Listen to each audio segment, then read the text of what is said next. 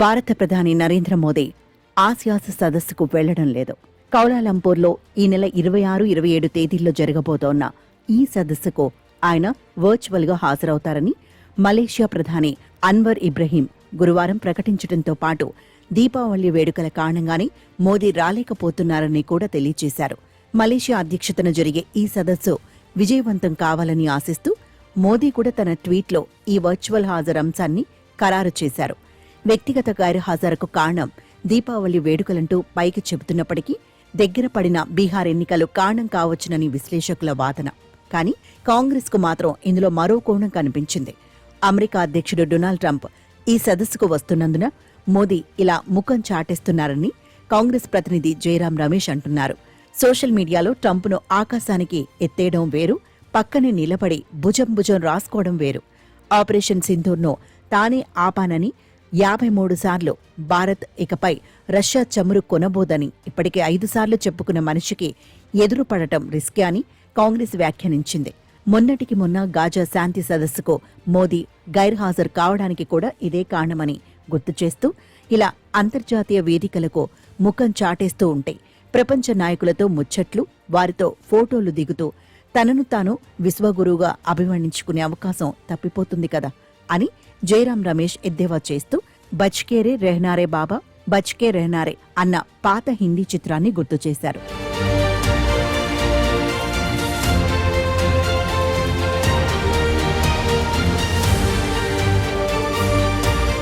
బీహార్ ఎన్నికలు భారతీయ జనతా పార్టీకి ముఖ్యమే కాని ఒక అంతర్జాతీయ సదస్సు కోసం మోదీ ఓ 2 రోజులు తన షెడ్యూల్ సర్దుకోలేరా? ఆసియాస్తో మన బంధం ఇటీవలి బాగా బలపడింది కూడా.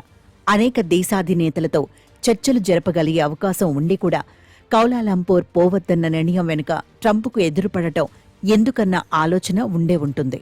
మోదీ తనకు ఆప్తమిత్రుడని అంటూనే ప్రతీకార ఇచ్చతో రగిలిపోతున్న ట్రంప్కు ఎదురుపడటం ప్రమాదమే. అంతా సవ్యంగా ఉన్నప్పుడే ట్రంప్తో భేటీ అంటే ఓ ప్రమాద హెచ్చరిక. ఎర్రతివాచీలే ఉంటాయన్న నమ్మకమేమీ లేదు. ఉక్రెయిన్ అధ్యక్షుడి గత అనుభవం తెలియందేమీ కాదు. గురువారం మళ్లీ 2 రష్యన్ చమురు కంపెనీలపై ట్రంప్ సరికొత్త ఆంక్షలు విధిస్తే ఇటువంటివి చాలా చూశామని రష్యా తేలికగా తీసిపారేసింది. ముడి చమురు కొనడం ఆపేస్తానని మోదీ తనకు హామీ ఇచ్చారని ట్రంప్ చెబుతున్నప్పుడల్లా మన ప్రభుత్వం అవునని కాదని అనకుండా అతి జాగ్రత్తగా మాట్లాడుతూ వస్తోంది. ట్రంప్ మాటలు నమ్మక్కర్లేదని అనుకున్నప్పటికీ అమెరికా ఒత్తిళ్లతో గతంలో చాలా రాజీలు పడినా ఆయా దేశాల నుంచి చమురు కొనడం మానేసిన అనుభవం మనకు ఉంది కనుక ట్రంప్ ఒత్తిడి మేరకు రష్యా నుంచి చమురు దిగుమతులు వేగంగా తగ్గించుకునే ఆలోచనలో భారత్ ఉండవచ్చు.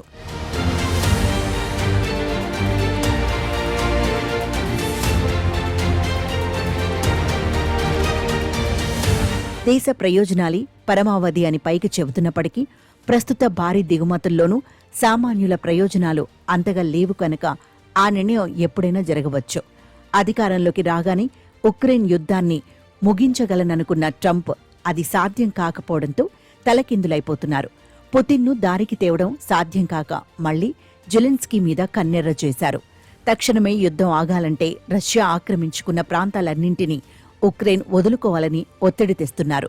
ఉక్రెయిన్కు తోమాహక్ క్షిపణులు ఇస్తానని బెదిరించినంత మాత్రాన రష్యా వణికిపోతుందని అనుకోవడం అవివేకం. రష్యన్ నగరాలన్నింటినీ ధ్వంసం చేయగల ఆ క్షిపణులు నిజంగానే ఉక్రెయిన్ చేతికి వస్తే అది మరో ప్రపంచ యుద్ధానికి దారి తీస్తుంది తప్ప యుద్ధం ముగిసిపోదు. ఇంత చేసి చివరకు జెలెన్స్కీకి క్షిపణులు ఇవ్వను పొమ్మనడం ద్వారా ట్రంప్ మరింత పరువు పోగొట్టుకున్నారు. ట్రంప్ స్టేట్స్ మ్యాన్ కాదు, షో మ్యాన్ అన్న వ్యాఖ్య పూర్తి నిజం.